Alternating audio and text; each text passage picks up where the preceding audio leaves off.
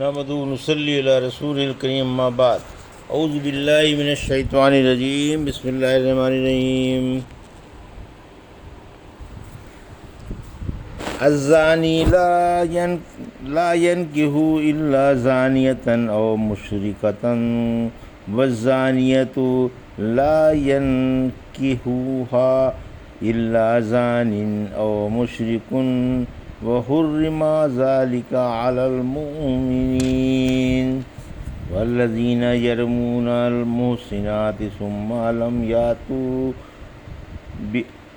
بأربعة شهداء فاجلدوهم 80 جلدة ولا تقبلوا لهم شهادة أبدا وأولئك هم الفاسقون إلا الذين تابوا من بعد ذلك وأصلحوا فإن الله غفور رحيم۔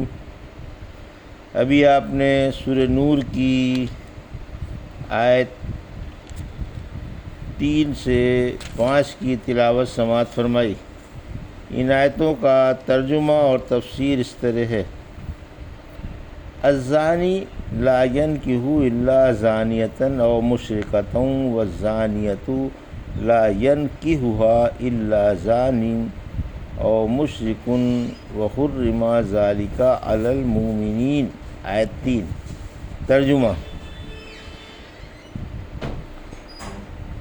بدکار مرد ہی بدکار یا مشرک عورت سے بد اخلاقی کرتا ہے، اور بدکار عورت ہی بدکار یا مشرک مرد سے بد اخلاقی کرتی ہے، اور بد اخلاقی ایمان والوں پر حرام کر دی گئی ہے۔ یہ تھا ترجمہ سورہ نور کی آیت 3 کا تفسیر۔ زنا بدکار ہی کرتے ہیں، یعنی بدکار مرد سے زناکاری پر وہی عورت راضی ہوتی ہے جو خود بھی بدکار یا مشرکہ ہو۔ اسی طرح بدکار عورت سے زنا کرنے پر وہی مرد راضی ہو سکتا ہے جو خود بھی بدکار و مشرک ہو۔ مشرک زنا کو رضا کے ساتھ حرام ہی نہیں سمجھتے تھے۔ آج کل بھی یہی آفت ہے کہ بدکاری کو رضامندی کے ساتھ کھلم کھلا رواج دیا جا رہا ہے اور اس میں کوئی برائی نہیں سمجھی جاتی۔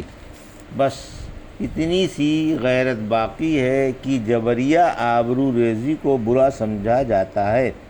افسوس آج مسلمان بھی اسی مقام پر ہیں جہاں مشرک تھے۔ اللہ پاک صحیح سمجھ عطا فرمائے، آمین۔ یہاں نکاح سے صحبت مراد ہے۔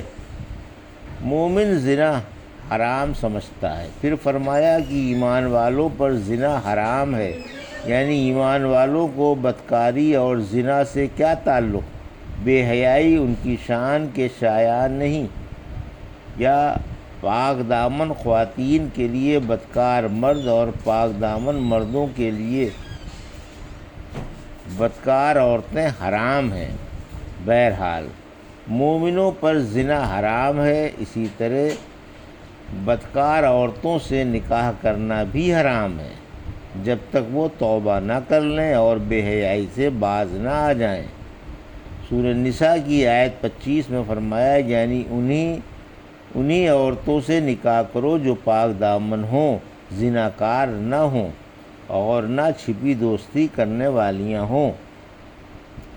محسنین غیر مصافحین، تم انہیں اپنے مال سے ڈھونڈو اور تم خود بھی پاک دامن ہو، زناکار نہ ہو اور چھپی دوستی کرنے والے نہ ہو۔ پاک دامن مرد کا بدکار عورت سے نکاح صحیح نہیں تاوقت یہ کہ توبہ نہ کرائی جائے۔ اگر وہ سچے دل سے توبہ کرے تو نکاح صحیح ہوگا، ورنہ نہیں۔ اسی طرح پاک دامن عورت کا زناکار مرد سے نکاح درست نہیں تاوقت یہ کہ توبہ نہ کر لے، کیونکہ آیت وحرم ذالک علی المؤمنین سے یہی ثابت ہوتا ہے۔ جب ایک شخص نے اللہ کے رسول سے محذول طوائف سے نکاح کرنے کی اجازت مانگی کہ وہ میرا خرچ اٹھانے کی بھی ذمہ داری لیتی ہے، تو آپ نے یہی آیت پڑھ کر سنائی۔ بلکہ ابن عمر تو فرماتے ہیں کہ یہ آیت اسی وجہ سے اتری۔ 3 قسم کے لوگ جنت میں داخل نہ ہوں گے، اور قیامت کے دن اللہ انہیں نگاہ رحمت سے دیکھے گا بھی نہیں۔ ماں باپ کا نافرمان، مرد بننے والی عورت جو مردوں کی مشابہت اختیار کرتی ہو، اور دیوس۔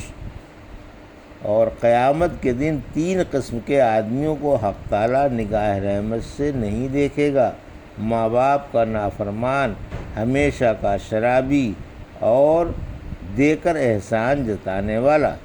اللہ نے 3 قسم کے آدمیوں پر جنت حرام فرما دی ہے: ہمیشہ کا شرابی، ماں باپ کا نافرمان، اور جو اپنی بیوی کو بے حیائی پر باقی رہنے دے، یعنی دیوس۔ دیوس جنت میں نہیں جائے گا۔ دیوس بے غیرت کو کہا جاتا ہے جو آنکھوں سے حرام کاری دیکھ کر بھی خاموش رہے۔ اگر بدکار مرد یا عورت سچے دل سے توبہ کر لے تو پھر نکاح درست ہے۔ والذین یرمون المحصنات ثم لم یأتوا بأربعۃ شہداء فاجلدوہم 80 جلدۃ ولا تقبلوا لہم شہادۃ ابدا واولئک هم الفاسقون۔ آیت 4۔ الا الذین تابوا من بعد ذلک واصلحوا فإن اللہ غفور رحیم۔ آیت 5۔ ترجمہ: اور جو پاک باز عورتوں پر زنا کی تہمت لگائیں پھر 4 گواہ نہ پیش کر سکیں تو ان کو 80 کوڑے لگاؤ، اور ان کی گواہی کبھی قبول نہ کرو۔ یہی فاسق ہیں، مگر اس کے بعد جنہوں نے توبہ کر لی اور اصلاح کر لی تو اللہ بڑا بخشنے والا اور کمال مہربان ہے۔ یہ تھا ترجمہ سورہ نور کی آیت 4 اور 5 کا۔ تفسیر۔ آیت 4، تہمت کی حد کا بیان۔ اس آیت کریمہ میں پاک دامن عورتوں پر زنا کی تہمت کی حد کا بیان ہے، اور اگر کسی آزاد و بالغ اور پاک دامن مرد پر کوئی تہمت لگائے تو اس کے بھی 80 کوڑے لگائے جائیں گے۔ یہ ایک اتفاقی مسئلہ ہے۔ اگر الزام لگانے والا تہمت میں 4 گواہ پیش کر دے تو اس سے حد ساقط ہو جائے گی، لیکن اگر الزام کا ثبوت پیش نہ کر سکا تو پھر اس پر 3 حکم قائم ہو جائیں گے۔ 80 کوڑے بطور تعزیر کے مارے جائیں گے، اس کی گواہی کبھی قابل قبول نہ ہوگی، وہ فاسق ہے، عادل نہیں، نہ اللہ کے نزدیک اور نہ لوگوں کی نگاہوں میں۔ آیت 5۔ الزام کے بعد توبہ کا کیا حکم ہے؟ توبہ کے بعد گواہی بھی مانی جائے گی اور فسق بھی اٹھ جائے گا۔ اس کی صراحت سعید بن مسیب اور علماء سلف کی ایک جماعت سے آ گئی ہے۔ یہ تھا سورہ نور کی آیت 3 سے 5 کا ترجمہ اور تفسیر جو بھی آپ نے سماعت فرمائی۔